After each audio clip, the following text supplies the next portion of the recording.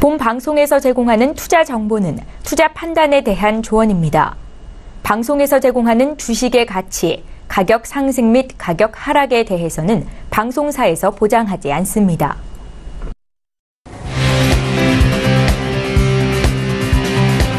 슈퍼스탁 발굴 프로젝트 글로벌 슈퍼스탁의 김민아입니다.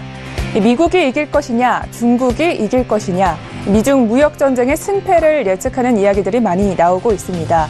하지만 이 승패가 뭐가 그렇게 중요하겠습니까? 어제 저희 금융위 회의에서는요, 이 미중 무역 전쟁 때문에 우리나라의 경제 성장률이 낮아질 수도 있다라고 내다봤습니다. 심지어 이 변동성이 끝나는 지점은 11월 미국의 무역 중간 선거로 잡고 있는데요. 그럼 그때까지 저희는 흘러내리는 이 주가를 계속 지켜만 보고 있어야 하는 걸까요? 오늘도 저희 글로벌 슈퍼스탁의 무역 전쟁을 피해서 대안 투자 전략 찾으러 출발해 보겠습니다. 저희 방송은요, 서울경제TV 홈페이지 그리고 톡스타 홈페이지를 통해서 함께 하실 수 있습니다.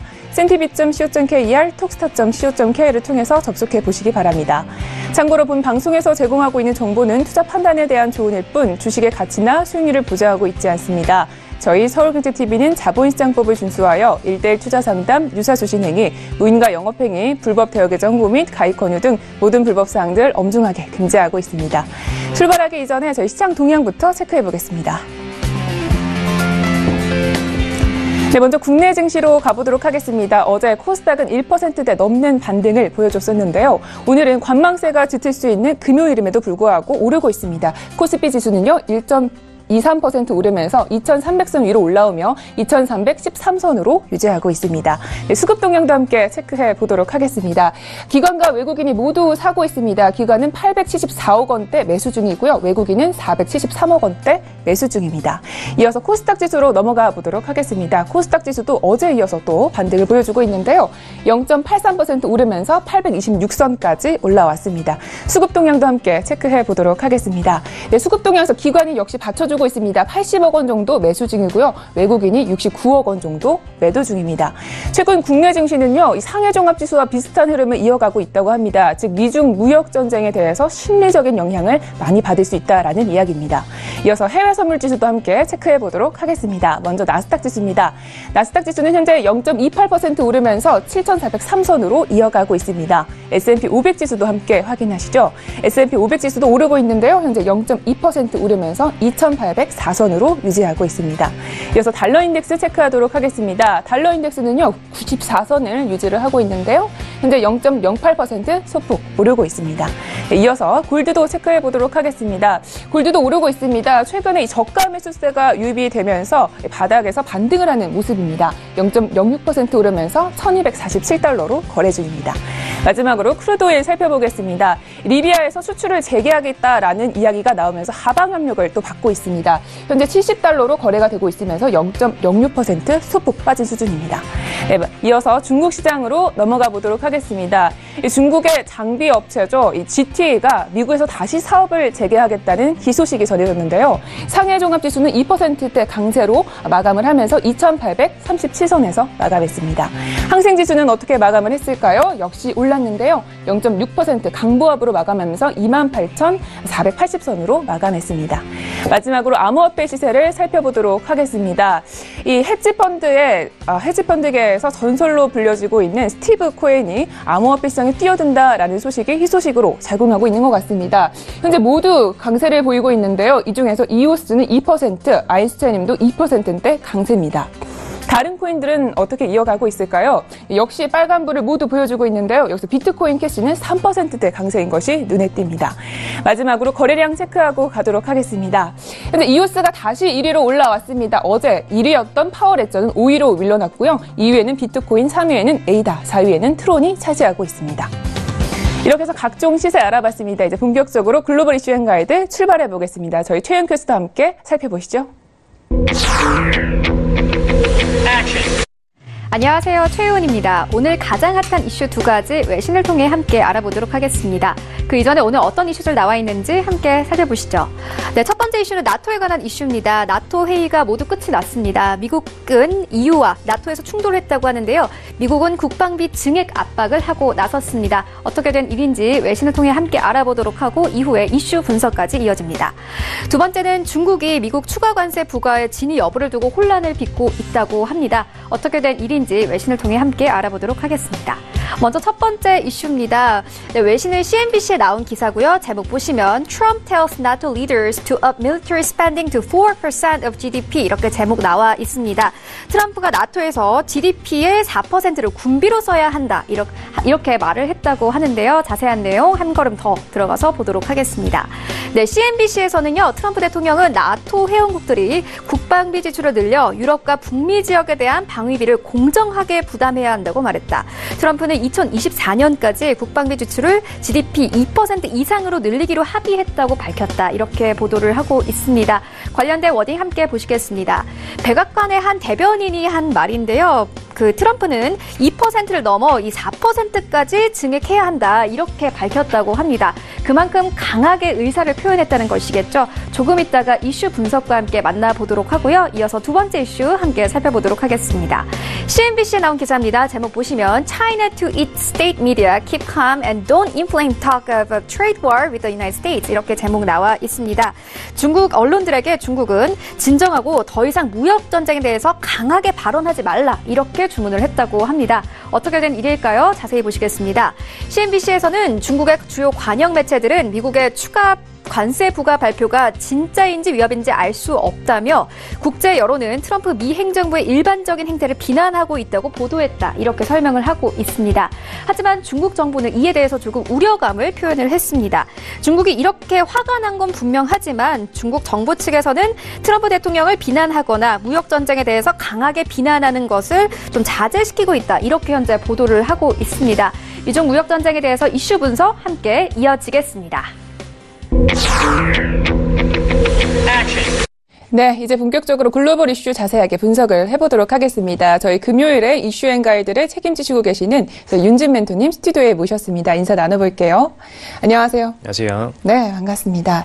자, 첫 번째 이슈 분석을 해봐야 하는데요. 일단 외신을 통해 간단한 내용을 살펴봤습니다. 나토 회의 결과가 지금 나온 건가요? 네, 일단 나토 회의 결과가 국방비 지금 GDP 기준으로 해서 2%에서 4%가량으로 증액을 들어가자라는 쪽으로 포커스를 맞춰서 좀 진행이 됐고요. 이번에 러시아에 대한 적대적인 관계, 그 다음에 플러스로 국방비에 대한 지출 증가, 이 두 가지 논의가 핵심적인 논의안이었는데 이거에 대해서 좀 자세히 설명드리도록 하겠습니다. 네, 알겠습니다. 지금 좀 상황이 많이 안 좋아요. 사실 관세 문제도 그렇고요. 난민 문제로 인해서 좀 갈등이 빚어지고 있는 상황인데 여기서 지금 나토 회의가 주최가 됐습니다. 더 이상의 좀 갈등이 빚어지지는 않았나요? 일단 나토 회의가 좀 일어났는데 일단 11일에서 12일까지 브뤼셀 쪽에서 진행이 됐습니다. 일단 이 부분에서 뭐 도널드 트럼프 대통령, 그다음에 뭐 독일 총리, 메르켈 총리죠. 메르켈 총리 그리고 마크롱 대통령 등등 유럽의 좀 핵심 인사들이 많이 참여를 하다 보니까 사실 저번에 말씀드렸던 이제 G7이 어떻게 보면은 연장선이 아닌가라는 좀 의견도 있었고요. 플러스로 이제 저번에 G7회의 때 트럼프가 러시아를 다시 G8으로 포함을 시키자라는 얘기를 한번 했었기 때문에 그런 부분에 있어서 러시아에 대한 적대 관계를 가지고 있는 나토가 이번에 트럼프 발언을 어떤 부분으로 해석을 해낼지 이 부분이 굉장히 좀 논의의 핵심적인 내용이었습니다. 근데 이번에 논의안에서는 사실 러시아에 대한 얘기보다는 좀 국방비에 대한 부분이 많이 치우쳐졌던 게 사실입니다. 네. 자, 그러면 지금 미국이 일단 국방비 지원에 대해서 요구한 부분이 있었는데 어떤 내용이었나요?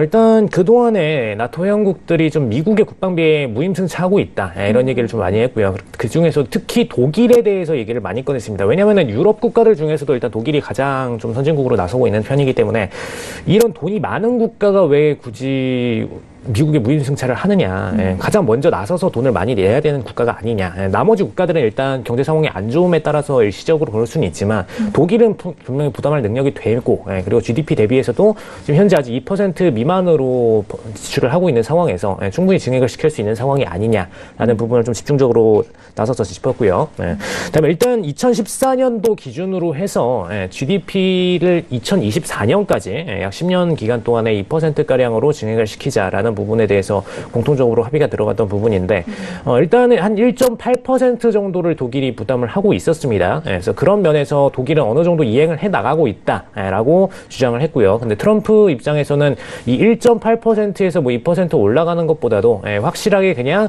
2%에서 4%로 화끈하게 올려버리자 이런 쪽으로 포커스를 맞춘 상태입니다. 왜냐하면은 일단 미국이 그동안에 GDP 대비 지출했던 국방비를 보시면 이제 뭐 가히 천조국이라고 할 수 있을 만큼 이제 3.5% 가량을 지출을 해왔었습니다. 그러다 보니까 3.5%보다 오히려 더 지출을 해야 되는 게 아니야. 왜냐하면 일단 미국의 군사력을 갖다 끌어다 쓰는 부분이 있기 때문에 그리고 또 실질적으로 러시아랑 대치적인 거리가 더 가깝죠. 미국보다 더 가깝습니다. 그러다 보니까 러시아가 뭐 미사일을 쏜다고 하더라도 유럽이 더 타격권에 가깝기 때문에 유럽 입장에서는 더 국방비를 더 퍼센트를 높이게 만들어야 된다.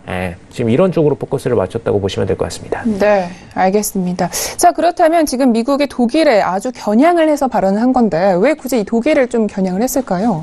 일단 독일이 최근에 들어서 EU 자체적으로도 그렇고 ECB 쪽에서 이제 금리 인상을 들어말 만큼 선진국적으로 굉장히 앞서가는 국가들 중 하나죠. 사실 독일을 제일 앞서서 얘기한 것뿐이지 프랑스도 뒤따라서 함께 압박을 한 것과 같습니다. 그런 면에서 제일 일단 EU 안에서도 선진국 국가인 독일을 압박한 부분이고요.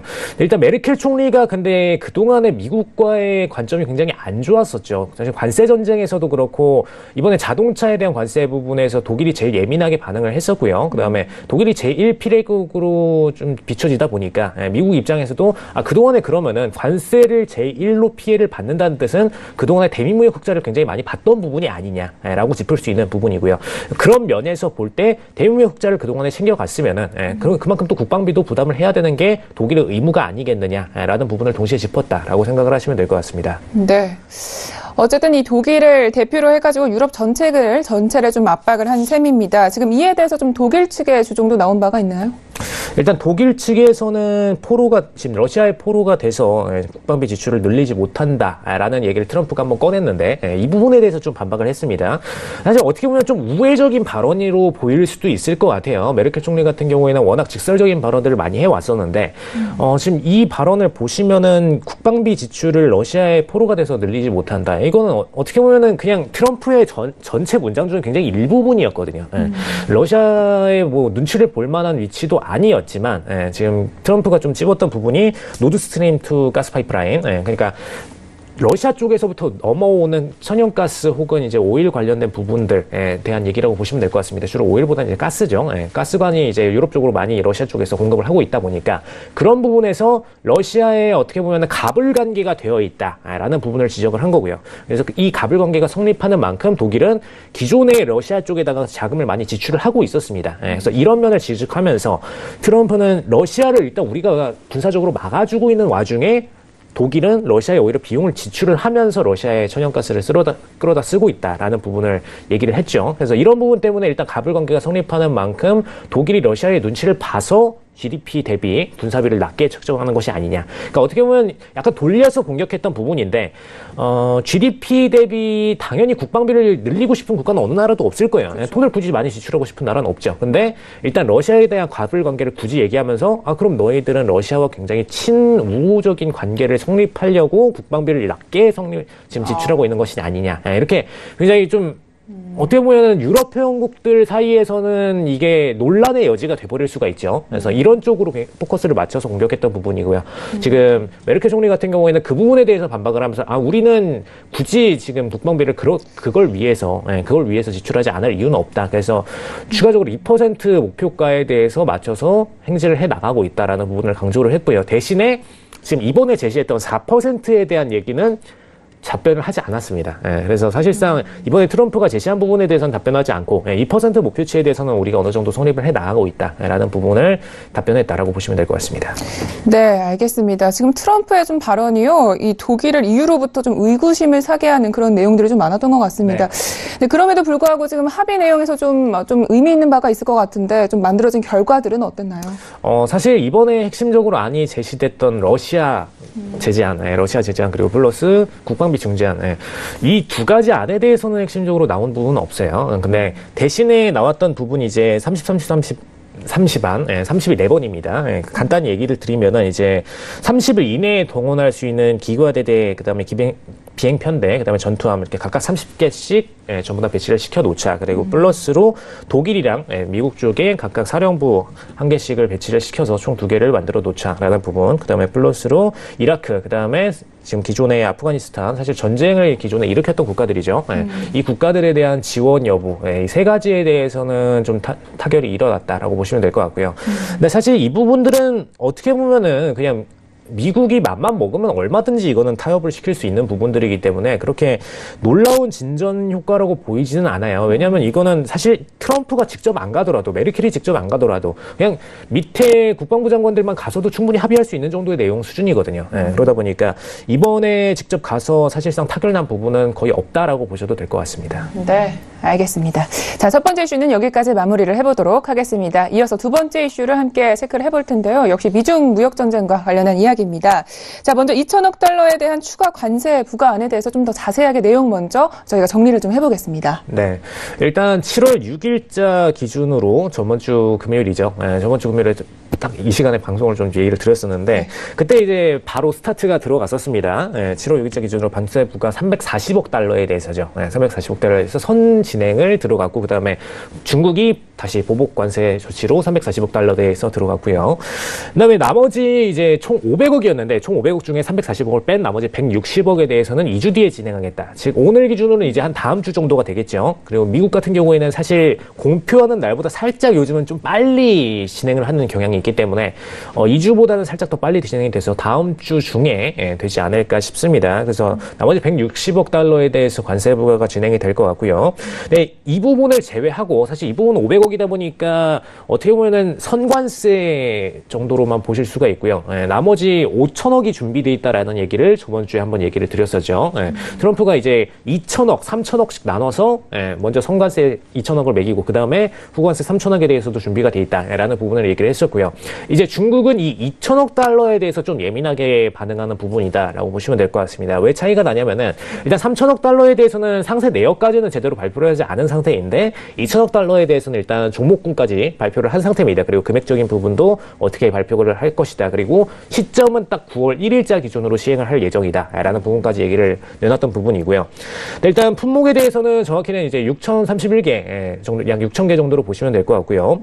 이 금액 자체는 2천억 달러에 대해서 관세 부과를 들어가겠다라는 부분입니다. 그리고 8월 31일 기준으로 이제 결정을 내리고 9월 1일부터 시행 들어가겠다는 부분 참고하시면 되겠습니다. 네, 이 생각보다 좀 구체적인 안이 나온 건데요. 일단 기사 내용을 좀 살펴보시면 이 중국 언론에서 현재 이 미국의 추가 관세 부과안이 진짜인지 아니면 위협인지 좀 알 수 없다 이런 내용인데 무슨 이야기인가요, 이게? 네, 일단은 관세 부과가 어떻게 보면 위협용으로 내세울 수도 있는 부분이거든요. 왜냐하면 기존에 지금 340억밖에 시행을 하지 않은 상태에서 나머지 5천억이 준비되어 있다라고 얘기하는 부분은 군사적 위협이랑도 좀 비슷하게 느껴질 수가 있어요. 중국 입장에서는. 그러다 보니까 2천억 달러가 실질적으로 나중에 진행이 될 부분인지 아니면은 어떤 발언으로만 끝일 부분인지 이 내용에 대해서 좀 중점적으로 분석했던 내용인데 이거 사실 뒷받침하는 부분이 딱 하나가 있습니다. 지금 아까 말씀드렸던 6,031개라는 품목군 중에서도 233개가 사실상 실질 매출이 없는, 그러니까 한마디로 대미무역 흑자든 무역 매출 자체가 없는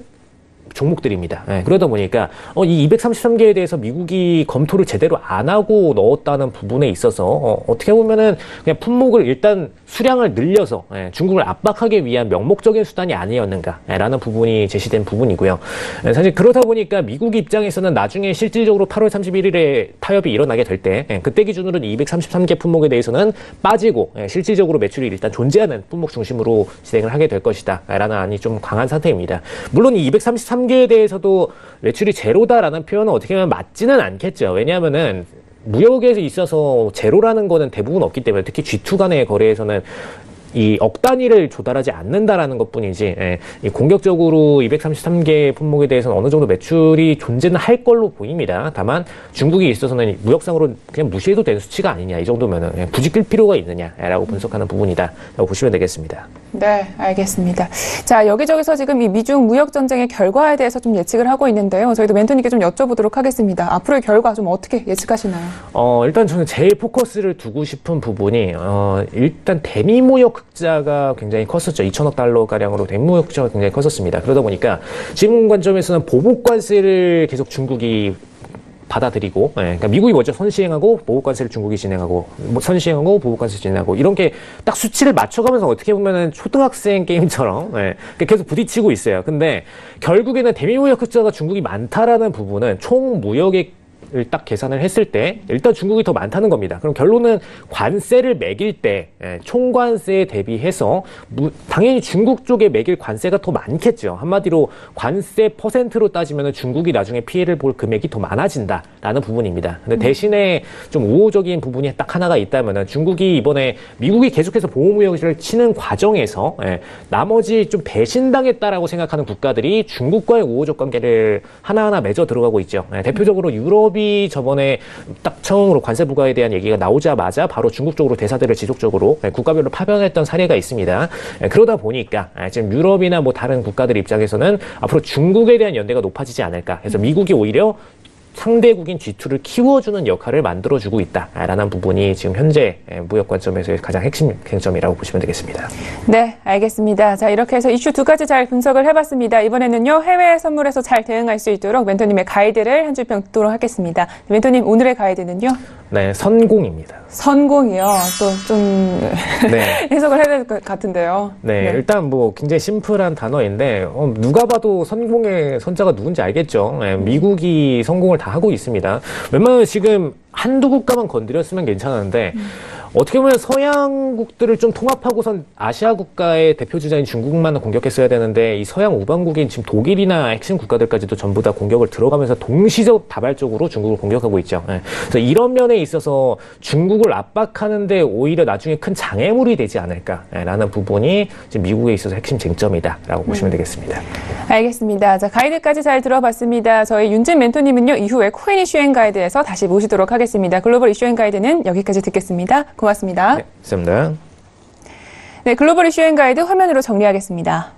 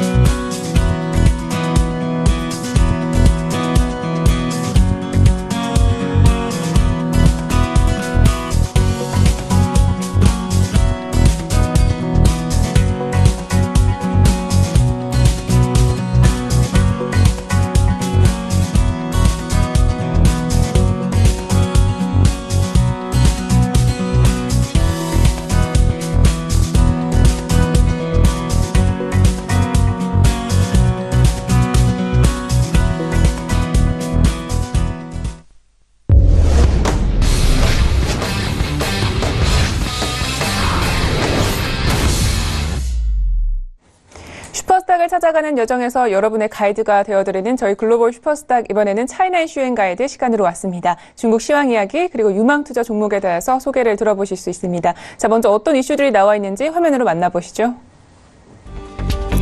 오늘의 차이나 이슈 첫 번째는요, 중국 법정 통화인 인민폐가 심상치 않은 움직임을 보이고 있습니다. 중간 환율이 492포인트나 급락한 건데요. 인민폐 환율은 왜 하락하고 있는 것인지, 또 이에 따른 시장의 영향에 대해서 자세히 분석을 해보겠습니다. 두 번째 차이나 이슈입니다. 중국 라이브 방송을 선도하고 있는 잉크어가 어제 홍콩 증시에 상장됐습니다. 상장 첫날 주가가 12%나 상승하면서 좋은 흐름으로 시작했는데요. 잉크어의 양호한 움직임이 중국 라이브 시장 안에서는 어떤 의미를 갖는지 첫 번째 이슈 분석 후에 알아봅니다. 네, 좀 더 깊이 있는 분석을 시작해 보겠습니다. 저희 최영 대표님 스튜디오에 모셨습니다. 인사 나눠볼게요. 안녕하세요. 반갑습니다. 네, 반갑습니다. 자, 일단 중국 증시 마감장부터 좀 들어보겠습니다. 어제는 기분이 좋게 올라왔습니다. 2% 넘게 상승세를 좀 보였고요. 최근에 주가 흐름이 바닥을 좀 잡아주는 형태의 모습으로 움직이고 있죠. 그래서 주가가 단기 반등으로 연결되는 모양새는 좀 있는데, 일단은 중국 증시가 올라오는 배경에는 무역 전쟁에 대한 부분들이 좀 완화되고 있다. 그런 부분. 어제 이제 미국 증시가 좀 많이 올라왔었던 그런 부분에서와 같은 맥락을 보시면 될 것 같고요. 다만 이제 오늘 동시효과 시점에서는 현재 조금 하락세로 출발할 것 같은 느낌이 나오고 있다. 이 정도로만 판단하시면 될 것 같습니다. 네, 알겠습니다. 자, 그럼 본격적으로 첫 번째 이슈부터 분석을 해보도록 하겠습니다. 자, 먼저 어떤 내용인지 들어볼게요. 네, 오늘 환율입니다. 이제 인민폐인데요. 런민비라고 그러죠. 런민비 중진 찌아라고 해서 어제 이제 주가가 좀 환율이, 네. 이건 환율이라는 부분들이 이제 말을 할 때 가격, 그 다음에 환율, 그 다음에 평가, 절하, 절상, 이 부분들이 굉장히 좀 헷갈리게 되어 있는데, 네. 가격 같은 경우는 이제 가치라고 좀 보셔야 되죠. 가치가 좀 많이 하락했다는 부분이 되겠고요. 그래서 환율 같은 경우는 어제 좀 급등세를 좀 보였습니다. 그래서, 이제 11일자 이제 뉴스가 되는 거죠. 11일자 뉴스. 그 다음에 12일에는 이제 급등세를 추가적으로 더 보이다가 살짝 이제 다시 보합세로 마무리가 되는 모습이 좀 나타났는데, 이 변동폭이 지금 1월 9일 이후로 최대치를 보였다. 이런 얘기가 나오는 겁니다. 그래서 지금 보면 이제 이런 내용들은 뭐냐면 최근에 인민폐 환율이 움직일 수 있었던 배경에는 미국 달러 강세가 계속적으로 나오고 있었기 때문이다. 그런 부분이고요. 이렇게 인민폐에 대한 어떤 평가 절하가 계속적으로 이루어지게 되니까 이 부분에 대해서 이제 사람들이 좀 말들이 많아요. 환율을 이용해서 무역 전쟁에 이용하는 것이 아니냐, 그런 얘기도 좀 있는 부분들이 좀 있고요. 계속적으로 좀 급격하게 이렇게 환율이 좀 급등하게 되면 상대국들이 또 피해를 보는 경향들이 좀 있기 때문에 이런 경우에서는 이제 중국 정부에서 이제 제재를 하겠다라고 좀 나서게 됐죠. 그래서 지금 현재 이렇게 단기적으로 움직이는 부분들은 현재 어떠한 문제가 있어서가 아니라 일시적인 부분이고, 지금 향후 추세에 대해서는 중국 인민은행이 지금 현재 이런 부분에 대해서 이제 어느 정도의 좀 개입을 할 것이라는 얘기를 좀 해줬고, 또 경제 펀더멘털 같은 경우가 심각한 이런 인민폐의 평가 절하를 만들어낼 수 있는 그런 부분들은 아니다. 그런 부분들은 우리가 보장할 수 있다. 그런 얘기로 이야기를 하고 있습니다. 네, 알겠습니다. 미국 달러 때문에 지금 인민폐의 가치가 좀 하락했다 이런 뉴스였는데요. 실제로 지금 중국의 이 인민폐 환율은 좀 어떤 상황이라고 보면 좋을까요? 이게 좀 공교롭게 6월 중반부터 급격하게 상승세를 보였습니다. 그래서 지난주의 뉴스 중에 가장 좀 주목해볼 만한 뉴스가 뭐였냐면 2주 동안 인민폐의 환율이 굉장히 많이 상승했다. 그래서 중국 위안화의 환율이 급격하게 상승세를 보이면서 중국의 환율이 상승하게 되면 이제 통화 가치가 하락했다는 얘기랑 마찬가지겠죠. 그래서 그런 쪽으로 해서 좀 급격한 상승을 보였고, 또 7월달 들어서면서 살짝 주춤하는 모습을 좀 보이긴 했었는데, 그 이후에 또 다시 반등세가 좀 나오고 있거든요. 근데 이게 인민폐가 올라가는 시점들이 공교롭게도 무역 전쟁과 좀 맞물리는, 즉 어떻게 시행을 한다든지 그 시점, 6월 달에도 이제 한 13일경부터 이제 본격적으로 시작이 좀 됐었고, 그 다음에 7월달 같은 경우도 이번에 또 다시 2차 관세에 대한 어떤 이야기 나올 때 또 다시 인민폐가 반등하는 모습이 나오고 있습니다. 그래서 지금 이렇게 이런 무역 전쟁에 대한 부분도 물론 있겠고, 또 달러가 계속적으로 강세를 보이고 있죠. 그래서 지금 신흥국 통화 가치도 굉장히 좀 문제가 좀 있는데,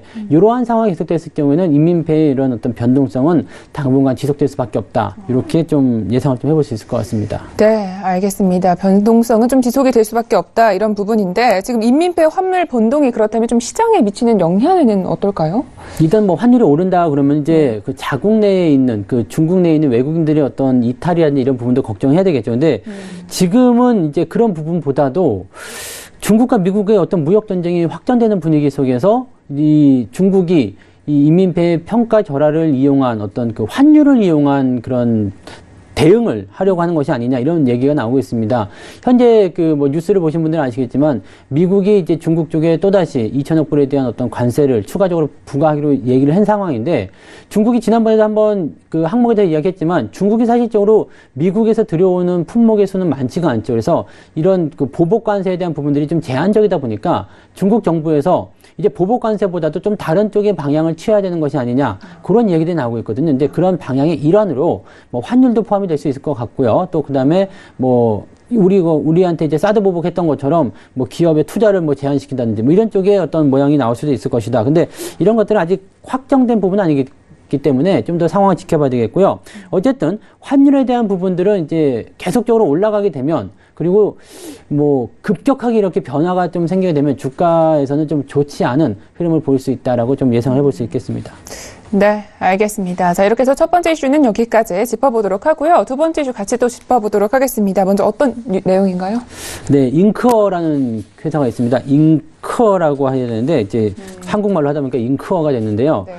잉은 따로고 크어가 이제 따로입니다. 그래서 잉크어가 아니라 잉커죠. 이게 이제 어제 7월 12일 날 홍콩 시장에 이제 상장을 했습니다. 최근에 좋은 기업들을 자꾸 중국에 상장시키는 이제 정책에 좀 부각됐다고 좀 보실 수 있겠는데요. 라이브 방송이 요즘에 이제 중국에서 또 많이 인기를 끌고 있어요. 그래서 이 라이브 방송의 선두 기업 이라고 이제 평가를 받고 있는 이 기업이 바로 잉커인데, 이 홍콩 시장에 상장하게 되면서 굉장히 좀 반향이 이끌었죠. 이제 시작 가격이 약, 공급과 대비해서 약 12% 정도 높게 시작을 하는 그런 모습이 좀 나타났고, 현재 이제 중국의 라이브 방송에 대한 어떤 기대감들이 굉장히 높아지고 있는 상황인데요. 지금 보면 이제 매년 약 30% 정도 이상의 어떤 상승률을 좀 보이고 있기도 하고요. 그 다음에 중국 역시도 우리나라처럼 이제 개인 방송의 어떤 그 규모가 점점 커지고 있다. 이런 쪽을 좀 생각하셔야 될 것 같아요. 그래서 과거에는 이제 그 이런 또 비디오 포털이라든지 이런 동영상에 대한 부분들이 보급률이 20% 정도밖에 되지 않았었기 때문에 시장 자체가 굉장히 커질 것으로 예상되는 그런 시장이다. 이렇게 시장의 잠재력이 크다라고 뉴스가 나오고 있습니다. 네, 알겠습니다. 우리나라에서도 아프리카 TV나 뭐 유튜브 이런 것들이 그렇죠. 굉장히 인기를 끌고 있잖아요. 지금 현재 이 중국의 생방송 시장은 좀 계속 성장하는 추세인 건가요? 네, 지금 국내에서도 1인 미디어가 굉장히 많이 뜨고 있지만 중국에서는 뭐 대단합니다. 대단하고요.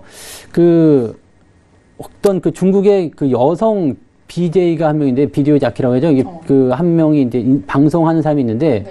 이 사람의 그 방송에 광고를 붙이기 위해서 경매가 들어갔는데요. 30억 원이 넘게 낙찰이 됐다고 합니다. 그러니까 이런 부분들이면은 이제 해볼만 하다라는 생각이 좀 많이 드실 것 같아요. 네. 그냥 이런 개인 방송에 대한 어떤 수요가 굉장히 많아지고 있는데, 뭐 대부분 이제 생방송으로 진행이 좀 되고 있고, 또 다수의 사람들에게 공감을 일으킬 경우에는 방금 전에 말씀드린 것처럼 어마어마한 액수의 어떤 수익이 또 보장되기 때문에, 또 여기서 큰 장점이 뭐냐면 특별하게 기술이 필요하다거나 아니면 어떤 큰 어떤 스튜디오를 만들어야 된다든지 이런 부분들이 또 아니거든요. 그러니까 공간이나 어떤 다른 제약들이 굉장히 적은 부분이 있기 때문에 많은 사람들이 지금 현재 도전하고 있는 상황이다라고 보시면 되겠습니다. 네, 알겠습니다. 이 진입 장벽이 낮다라는 점이 굉장히 이점으로 작용을 하고 있는데요. 자, 중국의 생방송 시장이 좀 커짐에 따라서 우리가 좀 주목해야 봐야 할 어떤 것들이 있을까요? 네, 일단은 뭐 기사에서도 보여줬듯이 이제 생방송 시장이 매년 30% 이상 성장하고 있다.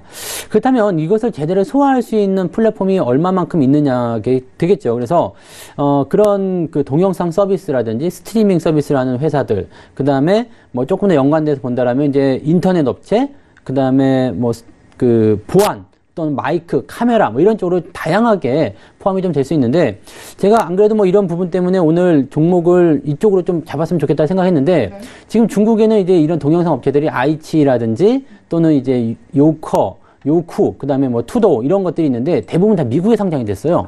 다 나스닥 뭐 이런 쪽에 상장이 되어 있기 때문에 중국에서는 공략할 수 있는 게 텐센트밖에 없는데, 텐센트는 지난번에 해드렸기 때문에 이쪽에서 오늘 종목 추천이 들어가지 않겠네요. 네. 알겠습니다. 자, 이렇게 해서 이슈 두 가지 잘 분석을 해봤습니다. 이번에는요, 저희 중국 시장에 잘 대응할 수 있도록 가이드 한 줄 평을 듣도록 하겠습니다. 네, 멘토님, 오늘의 가이드는요? 네, 대중이 가지 않는 뒤안길에 꽃길이 있다. 대중이 네. 가지 않는 뒤안길에 꽃길이 있다. 그럼 저희가 가야 할 꽃길 어떻게 해야 될까요? 네. 그러니까 이거는 이제 군중 심리로 보시면 될 것 같아요. 뭐 한국이든 미국이든 중국이든 마찬가지입니다. 사람들이 많이 인기를 끌고 있는 주식들 같은 경우는 대체적으로 잘 가지 못하죠.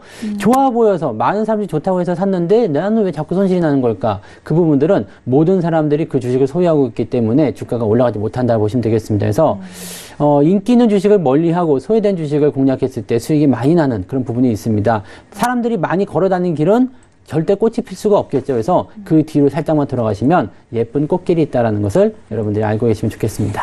네, 알겠습니다. 자, 그렇다면 이 꽃길을 찾아서 저희가 또 매매 전략을 듣도록 하겠습니다. 좀 간략하게 종목 소개를 듣도록 하겠습니다. 네, 이 기업은요, 그 무역전쟁에 대한 그 수혜주라고 좀 말씀드릴 수 있는 기업입니다. 반도체 기업이에요. 왜냐면 이제 그 중국이 마이크론에 대해서 어떤 제재도 좀 들어가기도 했었고 그래서 그런 부분인데, 찌광 구펀이라고 하는데 이제 자광 구펀입니다. 그 익숙한 걸로 이제 칭화윤이라고 하는 기업이고요. 심천에 000938로 지금 상장이 되어 있습니다. 반도체 직접 회로 산업에 투자를 집중하고 있는 회사고요. 중국 내 마이크론 판매 금지 소식 들으셨겠지만 거기에 따른 반사 이익 수혜가 예상되고 있습니다. 최근에 뭐 기업의 인수합병에도 매우 공격적인 부분을 좀 가지고 있기 때문에 이런 부분에서는 이제 사례가 확장될 가능성이 높다라고 보시면 되겠습니다. 2017년에도 700억 달러 규모의 반도체 시설 투자 규모 계획을 발표했고요. 매출은 41%, 순이익은 93%나 전년도에 증가세를 보였습니다. 네, 알겠습니다. 자, 그러면 기술적인 분석을 통해서도 저희가 목표가를 좀 알아볼게요. 최근에 저점을 좀 잡는 모습이 차트상에서 확인이 되고 있어요. 그래서 요 구간대 그냥 공략 편하게 하시면 될 것 같아요. 일단 42위안 정도 공략하시면 좋겠다 생각했는데 어제부터 오늘까지 오름세가 계속 나타나고 있거든요. 그래서 43위안 정도로 조금 가격대 높여서 공략하셔야 되겠다 생각되고요. 직전 저점대가 이제 38위안 정도에 형성이 되어 있습니다. 그래서 38위안이 이탈하게 된다라면 손절매도 대응으로 하시면 될 것 같습니다. 목표 가격대는 이제 직전 고점 넘어가는 자리 62위안대까지 예상을 하실 수가 있겠습니다. 알겠습니다. 이렇게 해서 자광 쿠폰에 대해서 이야기를 들어봤습니다. 오늘의 차이나 이슈 앤 가이드는 여기까지 하도록 하겠습니다. 오늘도 말씀 고맙습니다. 네, 고맙습니다. 네, 차이나 이슈 앤 가이드 화면으로 정리하겠습니다.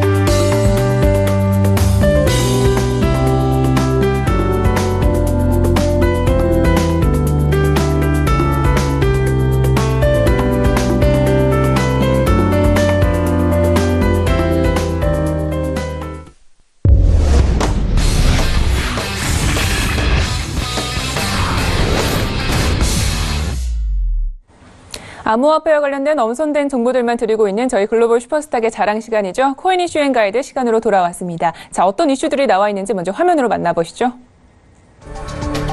첫 번째 코인 이슈입니다. 이더리움 기반의 탈중앙화 거래소 방코르가 해킹당했습니다.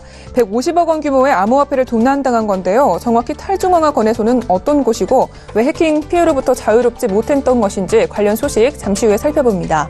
두 번째 이슈입니다. 암호화폐 시장 내에 마이닝 거래소가 각광을 받으면서 시장 판도가 조금씩 흔들리고 있습니다. 마이닝 거래소는 왜 투자자들의 관심을 독차지하고 있는 건지 두 번째 코인 이슈에서 알아보겠습니다.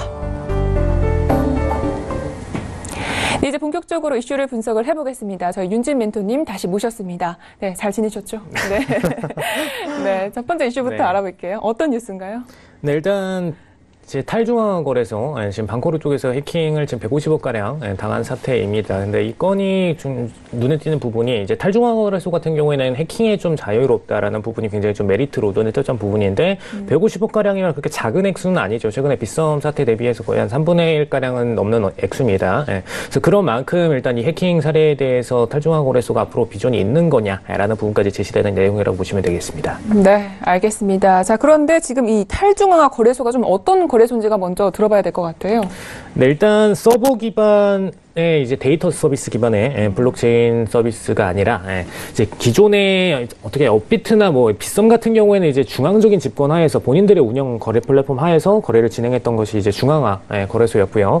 이 친구들 같은 경우에는 P2P 거래를 방식을 중심으로 이어서 어떻게 보면 일반적인 거래소 형태랑 똑같다라고 보실 수가 있겠죠. 그래서 주식 같은 경우에도 주권을 직접적으로 매각을 하고 판매를 하고 왔다 갔다 하면서 증권 계좌 안에 직접적으로 주식에 대한 보유까지도 가능한 게 일반 증권 계좌죠. 근데 거래소가 같은 일반 지금 저희 업비트나 뭐 비썸 같은 거래소 같은 경우에는 가상으로 여기 안에 떠 있기는 하지만 실질적으로 코인을 보유하고 있는 건 아닙니다. 그래서 추후에 만약에 해킹 사태가 발생한다, 그러게 될 경우에 거래소 자체에서 해킹만 당하면은 물량들이 쫙 빠져나가는 사태가 발생을 하죠. 근데 이 탈중앙화 거래소 같은 경우에는 P2P로 한마디로 그냥 월렛을 개인들이 갖고 있으면은 서로 월렛들끼리 주고받는 형태로 거래가 되기 때문에 이런 면에서 속도는 살짝 느릴 수는 있지만 명확하게 현물을 보유한다는 점에서 해킹에 대한 가능성이 조금 더 낮고 대신에 그리고 또 현물적인 부분을 가지고 있기 때문에 이걸 어느 거래소로 옮기기도 편하고 그 다음에 뒤로 콜드월렛 쪽으로 빼놓기도 편하고 이런 장단점이 굉장히 있다라고 보시면 될 것 같습니다. 네. 그런데 지금 이 해킹의 가능성이 낮은 탈중앙화 거래소가 해킹을 당했다는 거죠? 일단 이제 이더리움의 지금 부테린 CEO 같은 경우에는 이제 중앙 집권형 거래소에 대해서 좀 거래소가 좀 모두 없어져야 된다. 그리고 여기 좀 방송 용어가 좀 살짝 아닐 수도 있는데 지옥불에 떨어졌으면 좋겠다. 굉장히 좀 공격적인 표현이죠. 이런 공격적인 표현을 통해서 이제 중앙 집권형 거래소들이 가진 단점을 좀 비판을 해 왔었습니다. 이제 기존의 코인들을 전부 다 중앙 집권형 거래소는 하나의 월렛 안에 뭐 하나가 아니더라도 거래소가 보유한 월렛들 안에다 몰아넣고선 그 다음에 어떻게 보면 장부형이죠. 장부형으로 개인들 간의 계좌에 표시만 해놓는 그런 형태의 거래를 이어왔었기 때문에 해킹을 하게 될 경우 중앙 거래소에서 해킹당하면 대량의 거래 물량들이 빠져나갈 수가 있고 그다음에 거래소들 같은 경우에 먹튀를 할 수 있다. 소위 먹튀라고 표현을 하는데 이제 물량들을 갖고선 도피를 하는 거죠. 그런 과정들이 일어남으로써 추후 문제가 발생할 수 있다는 부분, 이런 부분들을 굉장히 좀 제시를 하면서 비판을 해왔는데, 지금 탈중앙화 거래소 같은 경우에는 이번에 이제 150억 가량의 피해를 입었습니다. 근데 원래는 논리적으로 따르자면은 이 탈중앙화 거래소들의 P2P 거래 자체가 블록체인 기반으로 연결이 돼 있기 때문에 그럼 블록체인 해킹하는 것만큼 굉장히 어려워야 되는 게 아니냐. 그리고 블록체인 안에 모든 이더 월렛들이 각각 다 다르게 배치가 되어 있죠. 그래서 이 어떤 한 월렛의 계좌에서 큰 금액을 뽑아낸 게 아니라 거래소 중앙에서 해킹을 당했다면 이건 문제가 있는 게 아니냐라는 이 두 가지 문제점이 좀 제시가 되고 있는 상황입니다. 그래서 이번에 상세 보고서에서는 일단 동안과 자금 쪽이 일단 토큰 매각에 대해서 발생하는 이 BNT라는 중앙 토큰이 있습니다. 지금 방코르 쪽에서 운영한 중앙 토큰이죠. 이 중앙 토큰과 그리고 이 중앙 토큰과 함께 보유를 하고 있었던 이더리움 그다음에 핀더엑스 두 가지 상품에 대해서 해킹을 당했다라고 보고를 올렸고요. 그다음에 도난당한 자금을 BNT를 추적을 통해서 BNT를 중지를 시키는 과정으로 이제 BNT에 대한 해킹을 중간에 막아낼 수가 있다라는 부분, 이 두 가지를 좀 제시를 하면서 이번 이슈를 마무리하는 움직임을 보였습니다. 근데 이 BNT에 대한 논란이 좀 큰 상태인데, 이 BNT 같은 경우에 동결을 통해서 피해를 확대를 막기는 했지만 이 장치 자체가 어떻게 보면은 탈중앙화에 좀 안 맞는 장치가 아니냐, 어떻게 보면 중앙화 플랫폼에 가까운 장치가 아니냐라는 부분이 좀 제시되고 있는 상황입니다. 네, 알겠습니다. 자, 그런데 지금 보면은 이 탈중앙화 거래소도 마찬가지고 중앙화 거래소도 마찬가지고 둘 다 좀 보안성에 대해서 좀 취약한 것 같아요. 어떻게 보시나요? 네, 일단 BNT 같은 경우 이번에 250만 개, 약 1,000만 달러 규모 정도가 됩니다. 이 BNT에 대한 외부 유출을 막았다라는 부분을 굉장히 좀 홍보성으로 얘기를 했는데, 정확히 알아면은 오히려 이 BNT 쪽에서 해킹이 일어난 게 문제였습니다. 사실 개인들 월렛들이 각각 다 따로 배치되어 있는 게 일반적으로 탈중앙화 거래소의 장점이기 때문에 이 개인들 월렛들을 전부 다 해킹을 하지 않으면은 큰 금액을 모집하기가 굉장히 어렵습니다. 그래서 어떤 한 월렛만 해킹을 하더라도 그 월렛 안에 있는 소규모의 몇억 원의 금액 정도, 이 정도만 해킹이 가능한 게 현실적인 상황인데, 지금 이 BNT 같은 경우에는 중앙에서 토큰으로서 발의를 하면서 각 월렛들 간에 뭐 이더리움이라든가 뭐 비트코인이 왔다 갔다 하는 중앙 거래 장치에 보안 수단으로서 따라다니는 역할을 합니다. 한마디로 예를 들어서 제가 뭐 MC님께 이더리움을 보내드린다.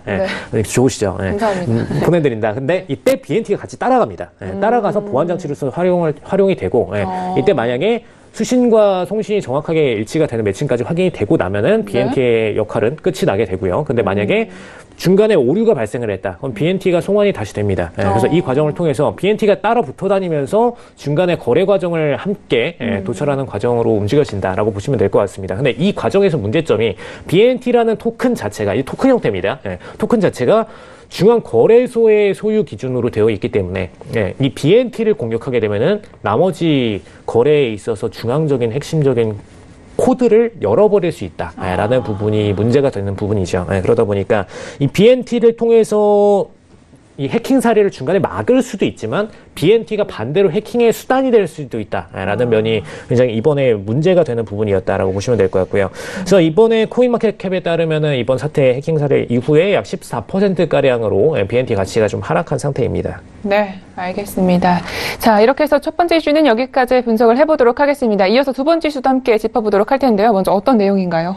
네, 사실 저번에 짚어드렸던 이제 코인엑스, 이 F코인에 대해서 한번 마이닝 거래소라는 내용을 소개를 드렸는데, 이 마이닝 거래소가 생각보다 좀 빠르게 발전을 해 나가고 있습니다. 그래서 다른 거래소들도 빨리 이 거래소 플랫폼의 운영 방식을 차용을 해서 들어가고 있고요. 오히려 이걸 업그레이드 시켜서 진행을 하고 있는 상황에 대한 부분입니다. 알겠습니다. 이 지난 수요일에 다뤘던 F코인과 관련된 내용인데요. 자, 그렇다면 지금 마이닝 거래소의 방식이 좀 바뀐다는 건가요? 네, 일단 원래 기존의 마이닝 거래소 하면은 사실 처음에 마이닝은 원래 코인에서 도입됐던 개념이죠. 근데 요즘 보시면은 코인에서 도입됐던 개념들, 어떻게 보면 마케팅을 위해서 도입됐던 이런 개념들이 전부 거래소들한테도 옮겨져서 도입이 되고 있는 상황입니다. 그래서 코인 같은 경우에 이제 비트코인 대표적으로 채굴이라는 단어를 유행시킨 상품이죠. 그래서 어떤 기계를 돌려서 계속해서 비트코인의 수학적인 암호들을 풀어내고 비트코인을 채굴하고 이런 과정들이 이루어졌다면은 최근에 마이닝 거래소라는 플랫폼들은 거래를 많이 하면 할수록 어떻게 보면 보너스 포인트 개념으로 계속해서 이 친구들의 거래소 자체의 토큰이 쌓이는 이런 구조로 마이닝 거래소라는 개념이 좀 생겨났습니다. 그래서 이 토큰 같은 경우에는 단순히 팔 수도 있지만, 사고 팔 수도 있지만, 추후에 거래소의 수수료 배분 비율을, 배당을 받을 수 있는 그런 상품으로서 발전하기 때문에, 이 마이닝 거래소의 토큰을 캐기 위해서만 이쪽으로 와서, 거래하시는 분들도 굉장히 많다라고 보실 수 있겠습니다. 알겠습니다. 이 마이닝 거래소도 그럼 듣고 보니까 약간의 어떤 부작용도 있을 것 같아요. 일단 마이닝 거래소 같은 경우에 기존에 좀 문제가 됐던 방식이 사실 이 마이닝을 계속하고 나서 마이닝 일정 양이 정해져 있죠. 비트코인 같은 경우에 아직까지도 채굴이 되고 있는 과정이기 때문에 이 문제점들이 빠르게 제시가 되고 있지 않지만 특히 마이닝 거래소 같은 경우에는 최후의 목적이 결국에는 이 수수료 배당을 받는 것, 이 권리 때문에 굉장히 메리트가 있는 거죠. 단순히 이거를 사고 팔기 위해서 굳이 그쪽으로 가서 거래를 할 이유는 없습니다. 그렇게 따진다면은 이제 후오비에서 발행하는 HT라던가 기존의 바이낸스 측에서 발행했던 BNB라던가 이런 상품들만으로도 충분히 만족을 할 수가 있었겠죠. 저번에 회원권이라는 개념으로 이 부분을 한번 설명을 드렸었습니다. 근데 이 정도로 만족할 수 있는 게 아니라 추후에 거래소의 수수료, 어떻게 보면은 제일 매력적인 부분이죠. 거래소가 지속적으로 최근에 성장하고 나서 어마어마한 매출의 수수료를 끌어들였기 때문에 이 부분을 배당받을 수 있다면은 일단 기관들 입장에서도 마찬가지고 개인들 입장에서도 마찬가지고 보유 가치가 있다라고 생각하는 부분입니다. 근데 문제는 이 마이닝을 충분히 다 진행을 하고 나서 실질적으로 이 토큰이 다 바닥이 났을 때 더 이상 채굴할 수 없는 상태에 도달했을 때 그때 기준부터는 여기서 거래를 해야 될 이유가 조금 사라집니다. 사실 이제 HT라던가 BNB 같은 경우에는 이제 안정성 때문에 그나마 좀 어느 정도 거래량을 유지를 하고 있지만 신흥거래소들이 대부분 이 마이닝 거래 방식을 이용을 하고 있기 때문에 신흥거래소들 같은 경우는 안정성에 있어서는 사실 바이낸스나 이런 친구들보다 낮을 수밖에 없죠. 그러다 보니까 굳이 여기서 이제 마이닝을 다 끝내고 나서는 다시 원래 거래하던 바이낸스라던가 다른 쪽으로 옮겨가서 거래를 할 가능성이 높습니다. 그러게 되면은 사실상 거래량이 줄어들게 되죠. 그러면 이미 마이닝을 했던 토큰에 대비해서 수수료 배분 비율이 떨어질 수밖에 없습니다. 그죠? 총 매출이 떨어지니까 여기에 배분받는 비율도 당연히 떨어지게 되겠죠. 그럼 당연히 이 마이닝된 코인에 대한 토큰에 대한 가치도 또 역시 떨어질 수밖에 없고요. 그럼 거래소 전체적으로 인기가 떨어질 수밖에 없다라는 부분이 굉장히 마이너스적인 요인이었습니다. 그래서 이거를 어떻게 해결할 거냐라는 부분이 굉장히 많이 제시됐던 부분이고요. 그래서 최근에 좀 내용이 나온 게 분산 이제 거버넌트라는 방식으로 이걸 좀 해결해 보자라는 얘기가 나왔는데 사실 분산 거버넌트도 조금 이따 설명드리겠지만 좀 빈약한 부분이 있습니다. 알겠습니다. 자, 그렇다면 지금 실제로 좀 국내외 거래소들 중에서 이렇게 좀 이런 방식으로 거래를 하는 데가 있는지가 궁금해요. 어떤가요? 네, 일단 해외 거래소죠. 해외 거래소 중에서 이제 비고고라는 친구들이 이 분산 거버넌트를 도입을 해서 이용을 했는데 사실 내용 간단합니다. 왜냐하면 토큰에서 기존에 코인이나 토큰에서 진행하던 이제 거버넌트 거버넌스라는 방식을 그대로 끌고 와서 이용했다고 보시면 될 것 같아요. 그 거버넌스 중에서도 이제 참여자들이 어떻게 보면은 노드 형태로 결정 권한을 갖는 경우가 있습니다. 그래서 앞으로 이 코인이 어떻게 변화가 될 것이냐에 대해서 결정을 내리는 방식인데, 지금 이 분산 거버넌스 같은 경우에도 이 결정 권한을 갖는 슈퍼 노드들을 부여를 시키고요. 이 결정 권한의 핵심적인 내용은 신규 상장되는 코인에 대해서 상장 가격을 결정을 하고, 그리고 어떤 코인을 상장시킬 것인지에 대한 부분을 결정하는 내용입니다. 한마디로 거래소만이 갖고 있던 어떤 권리를 배분시켜서 앞으로도 계속 거래소의 권리에 참여할 수 있는 권한을 부여시켜서 어떤 주주 권한이라고 보실 수가 있겠죠. 그런 주주 권한까지 만들어낸다라고 보시면 될 것 같습니다. 네, 알겠습니다. 자, 이렇게 해서 코인 이슈 분석은 여기까지 마무리를 하도록 하겠습니다. 자, 오늘도 말씀 모두 고맙습니다. 네, 감사합니다. 네, 오늘도 글로벌 슈퍼스탁은 해외 선물과 중국 주식 그리고 암호화폐까지 전 세계를 대상으로 유망 투자 종목 발굴하기 위해서 열심히 달려왔습니다. 저희 방송은요, 서울경제TV 홈페이지 그리고 톡스타 홈페이지를 통해서 또 참여하실 수 있습니다. cntv.co.kr, 톡스타.co.kr을 통해서 참여해 보시기 바랍니다. 참고로 본 방송에서 제공하고 있는 정보는 투자 판단에 대한 조언일 뿐 주식의 가치나 수익률을 보장하고 있지 않다는 점 고지해드립니다. 글로벌 슈퍼스탁 오늘은 여기까지입니다. 오늘 금요일 또 주말 잘 쉬시고요. 저희는 다음 주 이 시간에 찾아뵙겠습니다. 함께해 주신 여러분 고맙습니다.